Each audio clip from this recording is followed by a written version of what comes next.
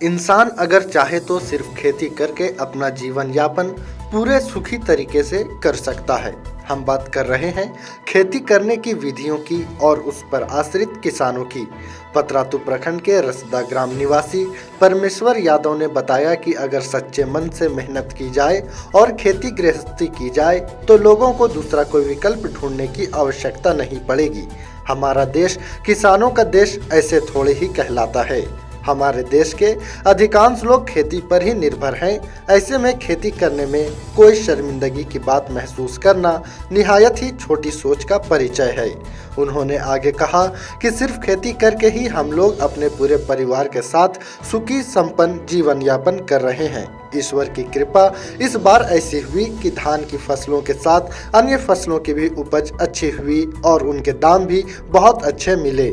परमेश्वर जैसे ना जाने और कितने ही किसान अपने चेहरों पर खुशी लेकर इस बात को बयां करते हैं और फक्र से कहते हैं कि हाँ, हम किसान और खेती करते हैं। इसका हमें गर्व भी है। पतरातू से जय किशन पाठक की रिपोर्ट। भैया आप अपना नाम बताएं जरा। नाम परमेश्वर साहब। परमेश्वर साहब रसदा में रहते हैं आप। रसदा। एक बात बताइए, हम देख पा रहे हैं कि आपके पीछे बहुत दूर तक राहर की खेती हमें नज़र आ रही है और आपके हमारे जस्ट सामने पूरे बागान में हम देख पा रहे हैं। अपने दर्शकों को दिखाना चाहेंगे।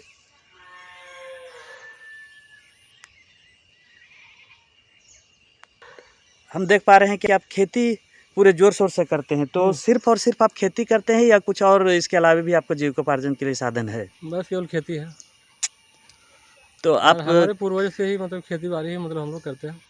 खेती करके आप लोग अपना जीविकोपार्जन कर लेते हैं। आप खुश हैं? हाँ, खुश हैं। कि यदि आपको दूसरा विकल्प मिले तो आप वो करना चाहेंगे या खेती से ही आप अपना जीविकोपार्जन करना चाहेंगे? दूसरा अगर मिलेगा तो फिर सोचेंगे, नहीं तो खेती तो वही है अपना, जो आप लोग का परंपरागत। हाँ, जो परंपरा जो चलते आया है उसको आप कायम रखना चाहते हैं।